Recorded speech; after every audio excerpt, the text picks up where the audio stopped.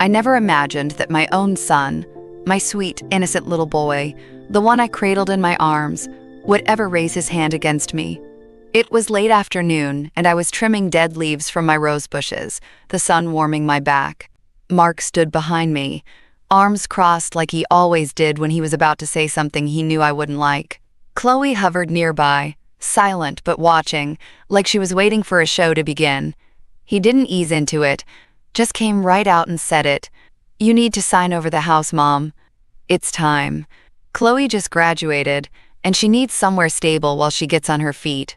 I remember blinking at him, still crouched by the rosebush. My gloves were dirty, shears still in my hand. "Sign over the house?" I repeated, like I hadn't heard him right. But I had. I just couldn't believe it. He didn't flinch. "Yes, it makes sense. You don't need all this space. And Chloe can help take care of things. It's not about pushing you out. It's about planning ahead. For her future." I looked at Chloe then. She didn't look away. Her eyes were calm, entitled. That soft sweetness I used to see in her. Gone. Replaced with something colder. She actually nodded, like this had already been decided. And I understood. This wasn't a request. It was a performance. A cornered push. They'd already planned everything. Maybe even told friends. I stood up slowly, pulling the gloves from my hands one finger at a time. My heart wasn't racing. It wasn't breaking either. It was settling, sinking into a kind of cold that only comes when someone you love lays their cards down. And there's not a single one with your name on it. "I'm not signing anything today," I said. Calm, direct, not angry, just firm. Mark's face changed then. It twisted. His eyes narrowed and his jaw clenched, and without warning, without hesitation, his hand struck the side of my face. It wasn't hard enough to knock me down, but it was hard enough to ring in my ears and make my knees tremble. A hot, shameful sting bloomed on my cheek. I didn't raise a hand to it, didn't gasp or yell. I just looked at him. "You hit me," I said, not to accuse him, just to make sure we both knew what had happened. His breathing was loud. Chloe said nothing. She looked uncomfortable now, like maybe things had gone a bit off script. "I'm sorry," Mark said, too fast. "But you're being difficult. You're not listening. You don't understand how hard this is for Chloe." That's when I knew it had never been about me. Not really, I was just an obstacle. A barrier between them and the thing they wanted. My house. I nodded slowly, eyes still on him. I think that scared him more than if I'd screamed. "Okay," I said softly. His shoulders relaxed. "So you'll do it?" I said okay, I repeated, quieter this time. Then I bent down and picked up my gloves, dusted the petals off my knees, and walked back inside. I didn't slam the door. I didn't cry. I just went into the bathroom, looked at the red print on my face in the mirror, and blinked. I didn't feel broken. I felt something else. I felt ready. If they thought I was going to disappear quietly, they didn't know me at all. They thought my silence was surrender. But quiet doesn't mean weak. And being alone doesn't mean I'm done. No. That was just the moment everything started. The last thing Mark ever said to me that sounded kind was, "Mom, let me help. You don't need to do this all alone anymore." It was right after his divorce. He showed up with 2 suitcases, a crooked smile, and eyes so tired they looked almost genuine. Chloe stayed with her mother at first, so it was just the 2 of us.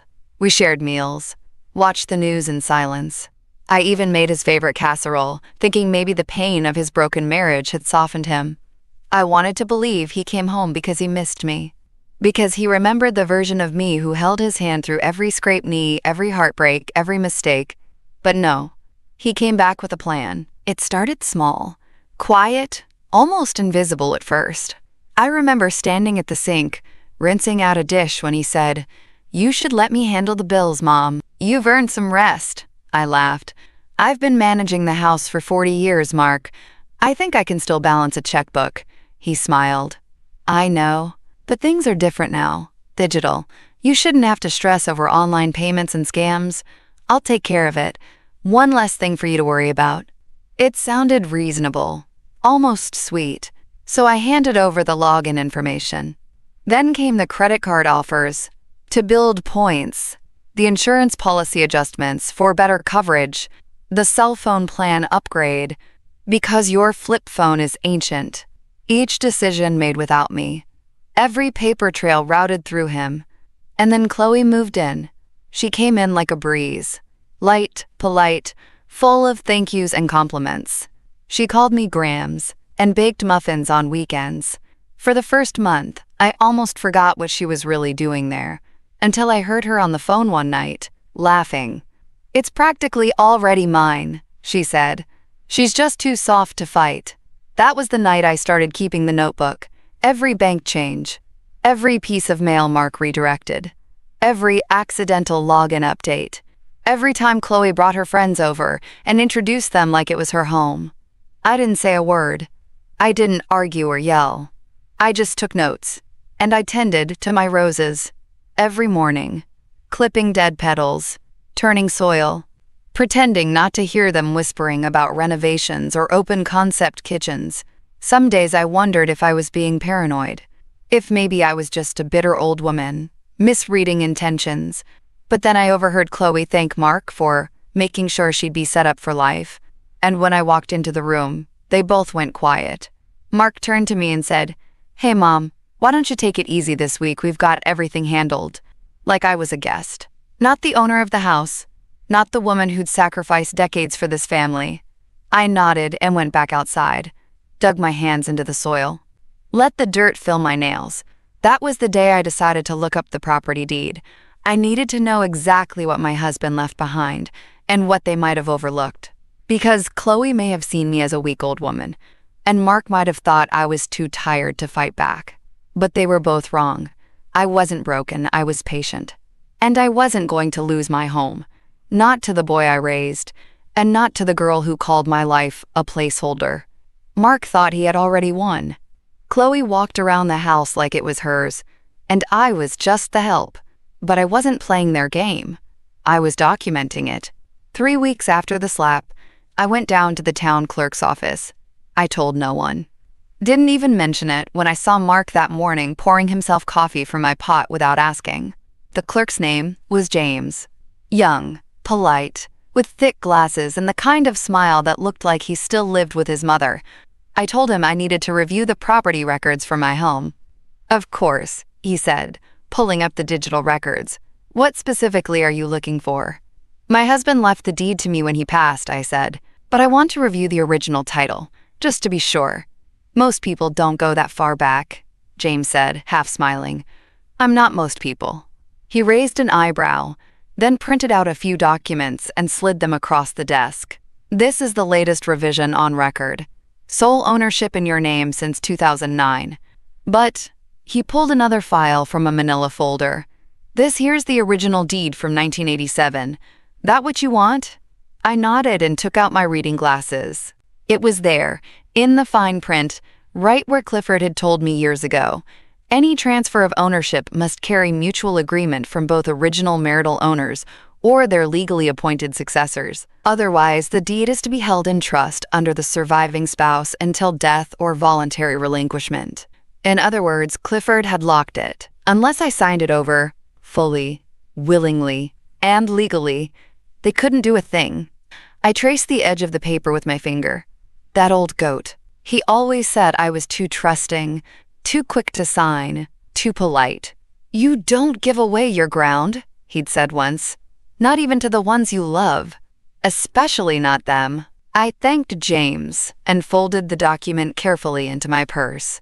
"Out of curiosity," I asked casually, "could someone take action on the house without my knowledge?" "Only if you granted them full power of attorney," James replied. I smiled gently.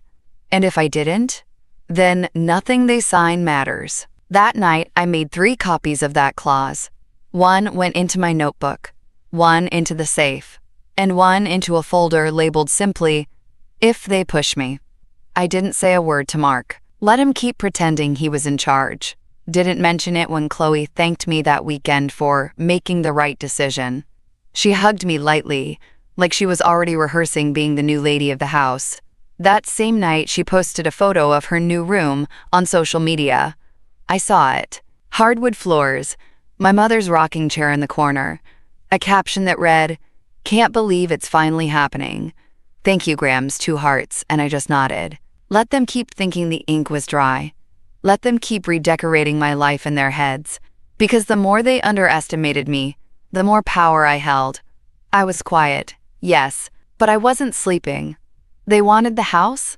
They'd have to take it from my cold, documented, claws-locked hands. The very next week, I put on my nicest cardigan and walked into the bank like any polite, aging woman might. Calm, slow, forgettable. Mark had always insisted on streamlining things. His word, not mine. He told me he'd set up a few accounts, just in case, so I wouldn't have to bother with bills or statements anymore. I let him think he was managing the castle. What he didn't know was that I kept a notebook of every change, account numbers, missing statements, strange new charges labeled family expense. So that morning, I walked up to Linda at the bank. We'd known each other since the town had a Dairy Queen and a video rental store. "Linda, can you help me with something?" I asked with a soft smile. "There's a transfer I don't quite understand." She welcomed me with that same gentle voice she always had for older customers. I handed her a printout from my online banking, an account I had reopened under a different name months earlier. A backup. Linda scanned the printout, her expression sharpening. These withdrawals, they're being routed into a shared account." "Oh?" I said, blinking innocently. "Is that what that form was?" I remember Mark had me sign something about emergency access. I didn't read all the fine print. You know how it is. Linda looked at me more carefully then. "This form gave him full transfer rights. This isn't emergency access, it's financial authority." I tilted my head.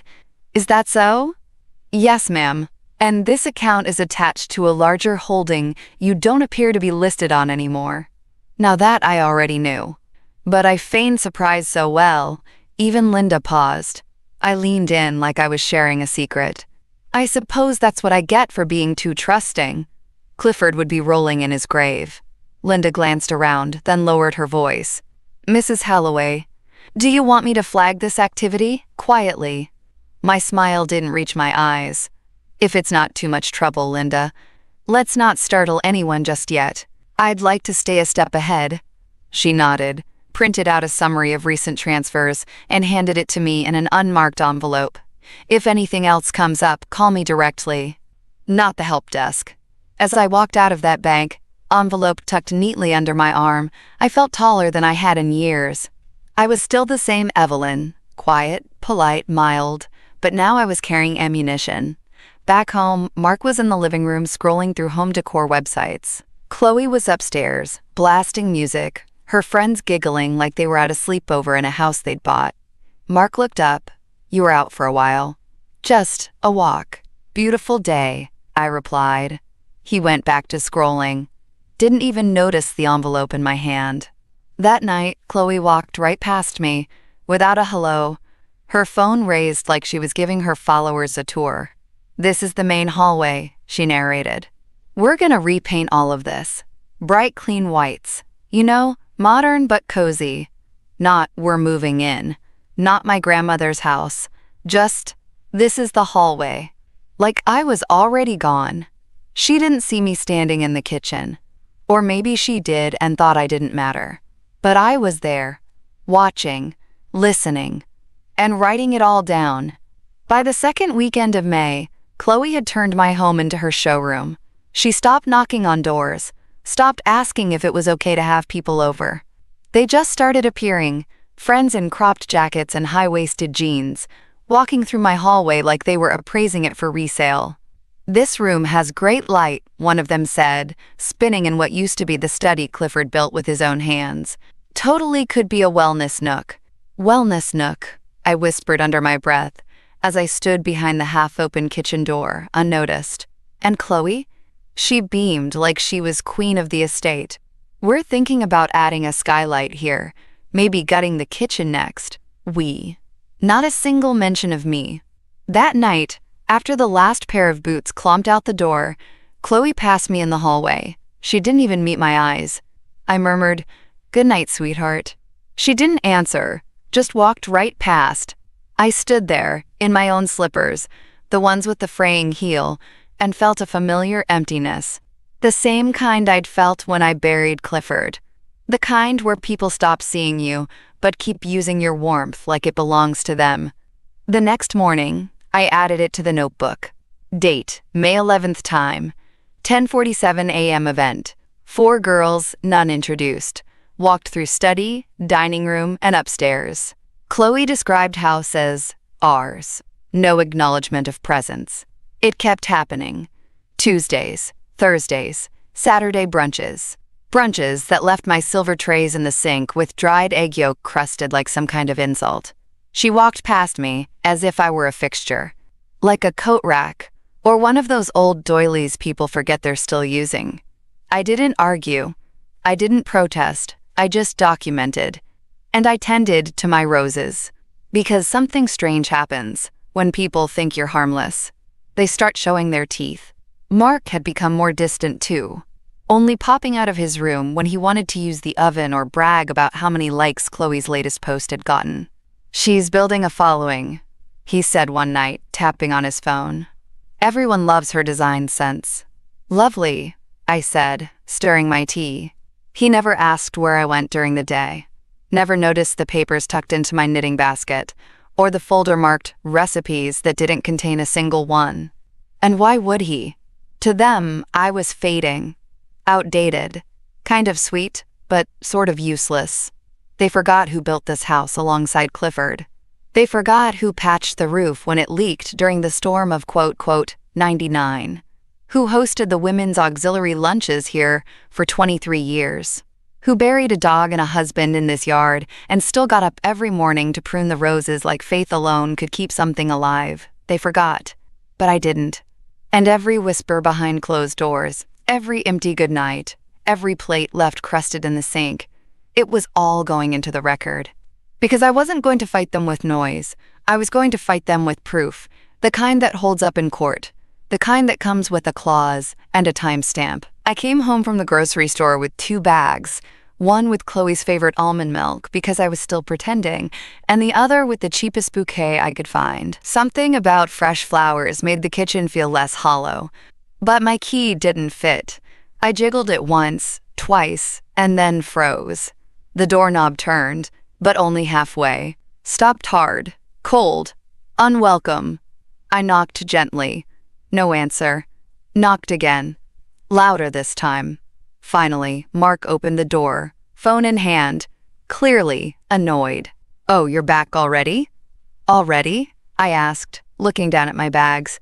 I was gone for 30 minutes. He stepped aside, barely giving me room to enter. I noticed the hardware immediately. New brushed nickel locks, freshly screwed in. "You changed the locks," I said calmly. He shrugged. "It's for security. With Chloe moving more of her stuff in, we need to be cautious. You know how crime's been going up around here." I stared at him, stunned by how easily the lie rolled off his tongue. "But you didn't tell me." "I figured it was easier this way. I'll get you a copy of the new key. Eventually. Eventually." As if this wasn't my home. As if I was a tenant overstaying a silent lease. "Chloe's got people coming over later," he added, already turning back to his phone. "Try not to be underfoot." Underfoot. That word clung to me all the way to my room. I closed the door behind me, locked it, and stared at the dresser Clifford built for me on our 10th anniversary. My fingers found the tiny notch on the back panel, the one where I kept things I didn't want just anyone to find. I pulled out the folder. My notes. My copy of the deed clause. The flagged bank documents. Everything Linda had printed and quietly stamped, and I placed it all inside my suitcase. Not because I was giving up, but because I knew it was time to leave.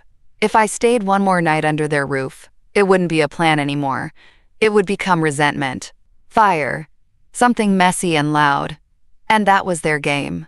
Not mine. I texted Louisa, my cousin on my mother's side. We'd never been particularly close, but she'd always said, "If you ever need space, my place is yours." I wrote, "Louisa, is that offer still good?" Just for a little while. She replied 2 minutes later, "Come whenever you want. You have a room, a garden, and a lock only you control." That night, I packed a single bag, my documents, my notebook, one cardigan, my gardening gloves. I didn't tell Mark, didn't tell Chloe. I just left a note on the fridge, out for a few days. Don't wait up. And I walked out the back door before sunrise. The same back door Clifford used every morning for 35 years. Whistling off to work, I whispered goodbye to the roses. They were blooming, wild and defiant. Louisa's place smelled like basil and old books. Her guest room had lilac sheets and a window that looked out over a row of hydrangeas. "You okay?" she asked gently, placing a cup of tea beside me. I nodded. "I think I finally am. Because sometimes stepping away isn't surrender. It's just part of the setup." Louisa's kitchen was quiet that morning. Just the clink of my teacup and the steady rhythm of her dog's nails tapping across the tile. She didn't ask many questions. Just handed me her Wi-Fi password and a small stack of shortbread cookies like it was nothing. But what I was about to do wasn't nothing. I opened my laptop, found the number my friend Darlene had given me, a lawyer she swore by after her son tried to forge her car title, and made the call. "Evelyn Holloway," I said when the receptionist answered. "I'm calling about a possible case of elder abuse and property manipulation. I've documented everything." They scheduled me for the next day. I didn't tell Louisa until the morning of. She just handed me the keys to her car and said, "Bring me back a victory or a croissant." I brought both. His name was Mitchell Greer, mid-50s. Direct. No nonsense. No fake sympathy. Just facts. I handed him the envelope of documentation, watched him skim through the bank printouts, the deed clause, the journal entries, the notarized transfers Linda had quietly flagged. "Miss Holloway," he said, setting the folder down carefully, "this is strong. Stronger than most cases that go to trial." "Do I have a chance?" I asked calmly. Not with fear, just clarity. He looked me dead in the eye. "You don't just have a chance, you have leverage." It took 1 week, 7 days. 7 silent, peaceful days, where I watered Louisa's plants, read 3 whole mystery novels, and pretended I didn't have a storm brewing behind me. And then the papers were filed. An injunction, temporary but binding, on the property deed, based on documented financial manipulation, unauthorized transfers, and suspected elder coercion. The court froze the deed, meaning nothing could be sold, signed, or transferred. No remodeling, no refinancing, no new locks, no new ownership. The house wasn't just mine again, it was legally untouchable. Mark didn't know yet, but he would. I didn't even tell him. I let the county mail it. 3 days later, Louisa found me in the garden, trimming her lavender. She handed me her phone. "It's Mark," I answered. "Mom," he said. No hello. "What the hell is this letter from the county?" I kept my tone even. "What letter?" "About the deed. It says it's under injunction. That I'm under investigation for unauthorized financial activity. You filed this?" "I did," I said softly, "to protect myself." "You're blowing this out of proportion." "No," I said. "I'm correcting it." He was silent. I pictured him standing in the kitchen, probably with Chloe hovering nearby, trying to process that the home they'd been treating like theirs had just been barricaded. By law.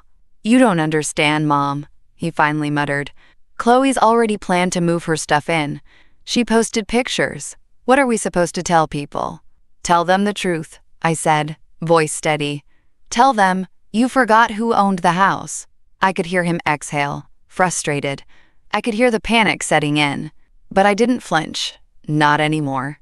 That night, Louisa opened a bottle of wine. We toasted to boundaries, to resilience, and to judges who still believed in paper trails. Because quiet doesn't mean passive, and being underestimated doesn't mean unprepared. It was a Saturday morning. Clear skies, birds chirping. Louisa had just pulled muffins from the oven when her phone buzzed. She handed it to me without a word. "Chloe posted," she said simply. I opened the app, and there it was. A picture of a giant moving van parked in front of my house. The caption read, "Can't believe it's finally happening. 2 hearts, #first home, #blessed, #next chapter." I almost laughed. The comments were pouring in. OMG, congrats. Love the porch. So vintage. You guys totally deserve this. She was smiling in the photo, standing beside the truck like she'd bought the place outright. One hand on her hip, the other holding an iced coffee. That same smug, soft pink lip gloss smile she always wore when she thought she'd won. I didn't comment, didn't message. I just waited, because I already knew what was waiting for her. On the front gate, neatly taped in a plastic sleeve, laminated for weather, was a letter. One she didn't expect, one she'd never forget. I had drafted it with Mitchell, carefully, precisely. No emotion, just facts. To whom it may concern, this property is currently under legal injunction as filed with the county recorder's office on insert date. No items may be moved onto, stored within, or altered on the premises until resolution. Unauthorized entry or possession will be considered trespassing. Documentation enclosed. E. Holloway. I didn't see it happen in person, but Louisa's neighbor across the street, Joanne, bless her gossip-loving soul, texted me pictures. First one. Chloe stepping out of the van, box in hand, wearing yoga pants and a smug expression. Second one. Chloe frozen at the gate, reading the letter, her mouth slightly open. Third. Her phone pressed to her ear, pacing the sidewalk, Mark nowhere in sight. Fourth. Chloe's friends starting to drift away. Fifth. The moving van pulling out of the driveway, still full.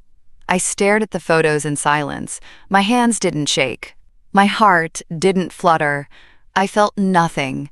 No vindication, no cruelty, just clarity. Louisa peered over my shoulder. Guess she got the message. She got a message, I said, sipping my tea. The real one's still coming, because Chloe didn't know the full extent of what was happening. Not yet. She didn't know about the flagged bank activity. The power of attorney Mark thought he had, but legally never did. She didn't know the county had copies of everything. All she knew was she couldn't get inside. And Mark? Mark wasn't picking up her calls. I got the voicemail by accident. Chloe must have dialed my number thinking it was his. It lasted 4 seconds. Mark, what the hell is this? Why didn't you tell me she did something legal? You said it was handled. Call me back. Now. I saved it. Filed it next to the others. I didn't return the call. That night, I opened my notebook again, tucked the printed photos behind the bank forms, added a new entry. Date, Saturday event. Chloe attempted to move in. Legal notice prevented access. Van left full. No confrontation, no warning issued. Just truth, just facts, just boundaries backed by paper. 2 days after Chloe's moving van slunk away in reverse, my phone rang. Blocked number. I knew it was him. I let it go to voicemail. Waited an hour. Then listened. Mark's voice was tight, controlled, like someone trying not to yell through clenched teeth. Mom, we need to talk. Chloe's upset. We're both upset. What you're doing is unnecessary, and it's going to force me to pursue legal options. Call me back. Before it gets worse. Before it gets worse. That was rich. Coming from a man who changed the locks on his mother without warning. Still, I called him back. I wanted him to hear the calm in my voice. I wanted him to realize he'd built this house of cards on wet sand. He answered on the first ring. Finally. I heard your message, I said simply. You left us no choice. Chloe's been humiliated. Chloe humiliated herself, I cut in, by announcing a victory she hadn't earned. Mark paused. I imagined him pacing the kitchen, phone pressed to one ear, jaw locked. You filed an injunction, he said slowly, like the words hurt to admit. A real one. I spoke to a lawyer this morning. He said you can't do that unless you prove abuse. I did. What abuse? He snapped. We were trying to help you. You hit me, Mark. Silence. It hung there like smoke. I barely touched you, he stammered. That wasn't abuse. That was fear, I said, my voice still steady. That I wouldn't sign. That you'd lose your little plan. You don't know what you're talking about. I've been managing everything, keeping this place from falling apart. You're not well, Mom. You've been confused. I almost smiled. There it was. The gaslight. The same one he'd been trying to light for months. "You mean the form you had me sign last fall?" I asked. "The one you called a precaution?" "Yes," he said quickly. "The power of attorney. That's why this whole thing is ridiculous. You gave me authority." I stood up from the kitchen stool, walked to Louisa's hall table, and pulled out a document Mitchell had mailed me last week. "I requested a certified copy from the courthouse," I said softly. "The form you submitted was missing the second signature line. No witness, no notary, no legal standing." I heard it then. The shift. Mark stopped pacing, stopped arguing. "You never had authority," I continued. "Every transaction you made in my name? Every family expense you paid out of my account? Fraud. Every document you signed regarding the house? Void." He didn't speak. I could hear Chloe in the background asking, "What? What is she saying?" Mark muttered something, muffled. Then back to me. "You wouldn't." "I already have." I let that hang there. Not as a threat, just a fact. "I don't want revenge," I said, "but I will have protection. I have every document, every message, every date and dollar. And now the court does too." "You're blowing this up." "No, Mark. You did. When you raised your hand. When you changed the locks. When you let her walk through my home like I was already dead." More silence. Then, finally, his voice lowered to a whisper. "What do you want?" I looked out the window at Louisa's lilacs. "I want you out of my house. Legally. Permanently. No access. No claims. No tricks." He didn't fight. He didn't argue. Because he finally knew. He had underestimated the one thing he should have feared most. A quiet woman with paperwork. They say paper cuts hurt the worst because you never see them coming. That was the kind of letter I sent. No threats. No apologies. Just facts. Laid out. Line by line. Like a scalpel carving open every lie they thought they'd buried. I mailed it certified. One envelope to Mark. One to Chloe. And one, already in the hands of Adult Protective Services, flagged by my lawyer as part of an ongoing investigation into elder financial abuse.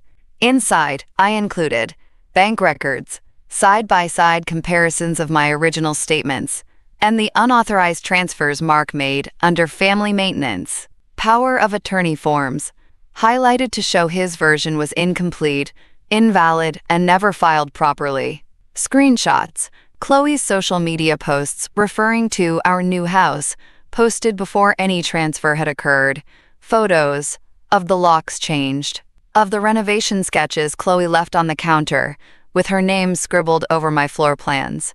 A timeline, dated and annotated from the first week he moved back in. Every decision he made, every document he intercepted. Every morning I found myself ignored in my own kitchen.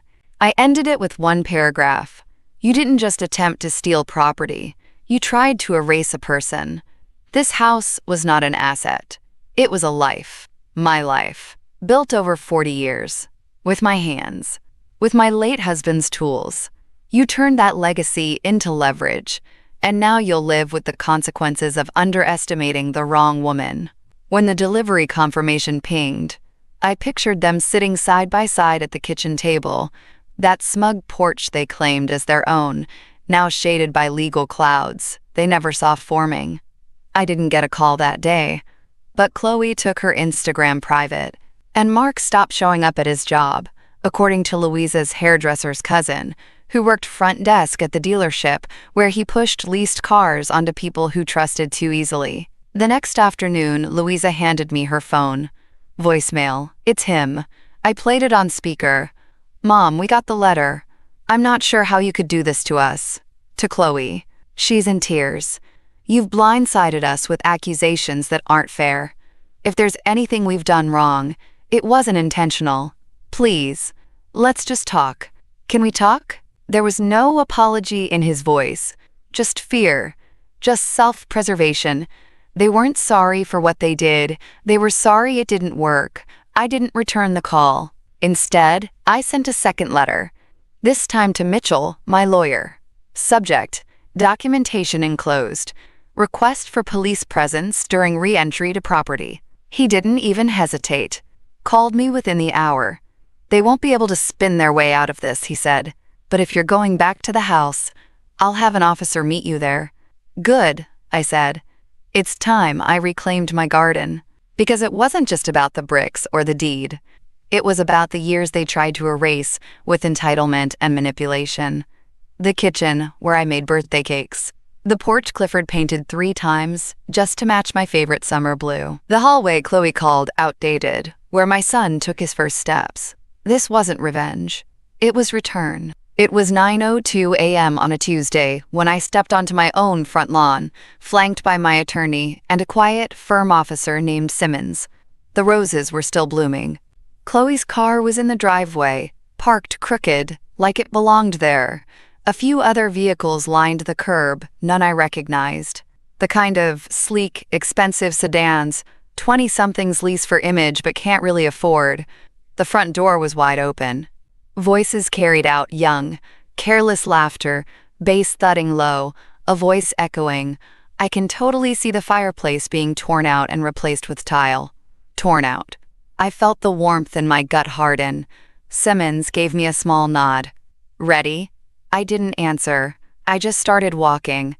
Inside, 3 of Chloe's friends were lounging in my living room. One of them had her boots up on Clifford's coffee table. Another had a measuring tape extended across the entryway. Chloe turned around first, a coffee mug in her hand and confusion blooming fast across her face. Grams? That word didn't fit in her mouth anymore. Behind me, Mitchell calmly handed a sealed packet to Officer Simmons, who stepped forward and cleared his throat. I'm Officer Simmons, here on behalf of Ms. Evelyn Holloway. This residence is under legal injunction. Ms. Holloway has been granted temporary sole authority pending final court proceedings. You are all required to vacate the premises immediately. The girl with the measuring tape blinked. Wait, what? Chloe's mug clinked against the counter. You can't just... This is a misunderstanding. Mark appeared in the hallway then, disheveled, barefoot. His eyes locked onto the officer's badge and widened. Mom, he started, hands raised. Let's not escalate this. We can. Mitchell stepped forward and handed him an envelope. This is notice of pending investigation into financial coercion, unlawful asset conversion, and property misrepresentation. Your presence here is no longer legally protected. Mark scanned the letter like it was written in another language. You're actually doing this? He asked, staring at me now. After everything? I met his eyes. No yelling, I said. No threats, no tricks, just truth. You're overreacting. I took one slow step forward. My feet knew these floors, the slight creak in the 3rd board near the hallway, the warmth of the sun through the south window. This is my home, I said, and you tried to take it with a pen and a smile. Officer Simmons turned to Chloe and her friends. You'll need to begin collecting your belongings now, quietly. One of them looked at me, eyes wide.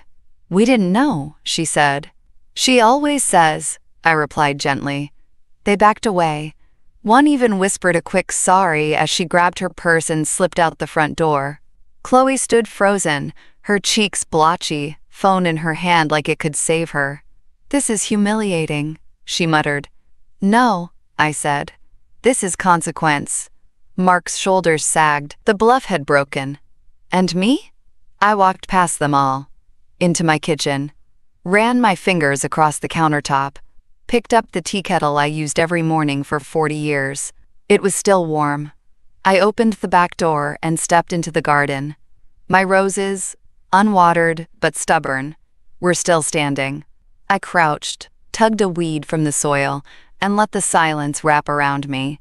No shouting, no breakdown, just a woman, back in her place, reclaiming the dirt her family had tried to pave over. It only took 3 more days for the court to make it official. Mark was served with a formal notice. He was to vacate the property within 48 hours due to active investigation of elder financial abuse, with pending fraud charges still under review. No contact, no access, no return. Mitchell brought me the document personally, standing in my now clean kitchen with that same professional steadiness I had come to trust. It's done, he said, sliding the folder across the counter. I opened it. Read the words carefully. Let them settle. He was no longer a resident here. Not by law, not by lie.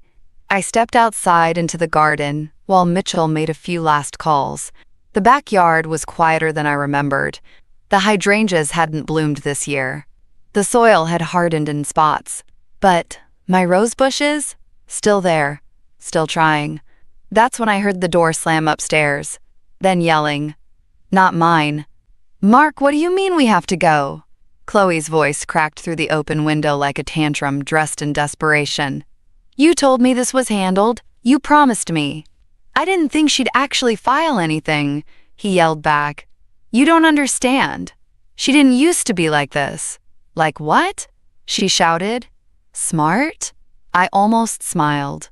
For once, Chloe said something honest. Officer Simmons arrived just before sunset. Same calm voice. Same steady posture. Mr. Holloway, he said at the door. You've had time to gather your belongings. We'll escort you off the premises now. Mark stood there in the doorway, half-packed duffel in one hand, resentment in the other. He looked older than I remembered. Smaller somehow. I can't believe you're really doing this, he said to me, kicking your own son out. No, I replied.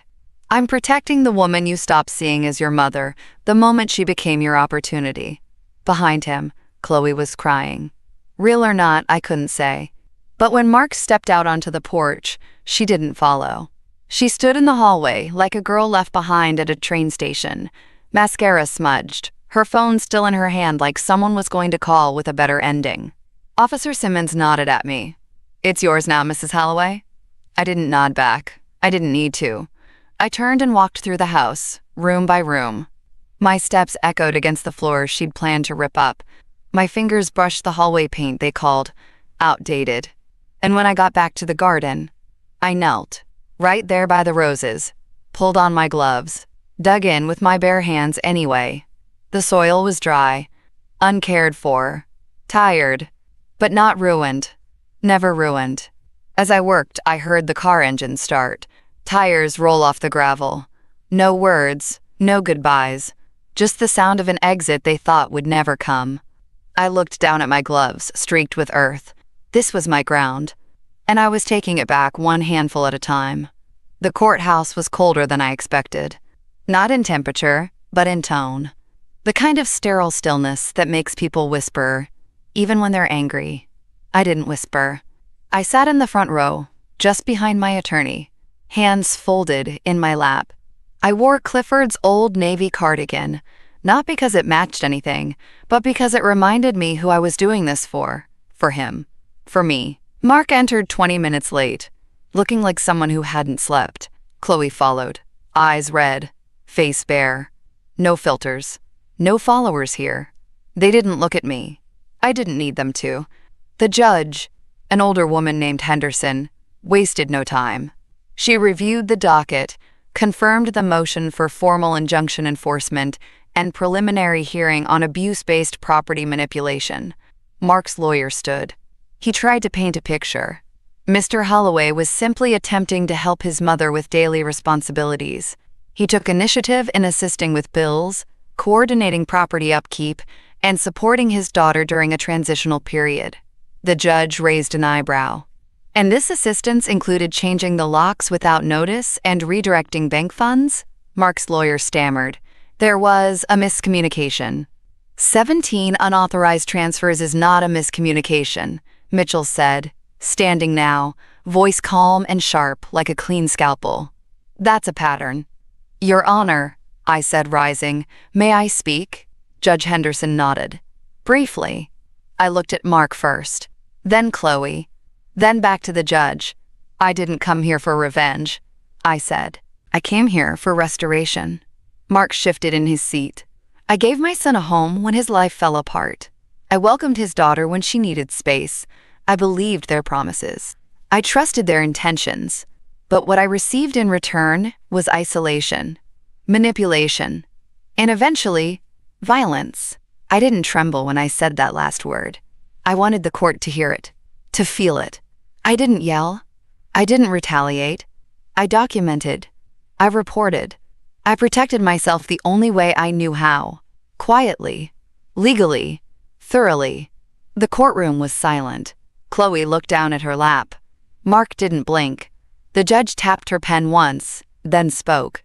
This court finds sufficient evidence to uphold the injunction and move forward with a protective estate reassignment. Effective immediately, Ms. Evelyn Holloway retains full control of her property, finances, and legal authority. Any previous claims or shared accesses are hereby revoked. Mark's lawyer opened his mouth. Judge Henderson didn't look up. Mr. Wallace, I suggest your client focus on compliance, because if this proceeds to criminal review, we will not be dealing with property anymore. We will be dealing with fraud. And just like that, it was over.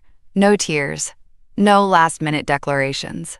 Just truth, stated cleanly, written into record, and signed into law.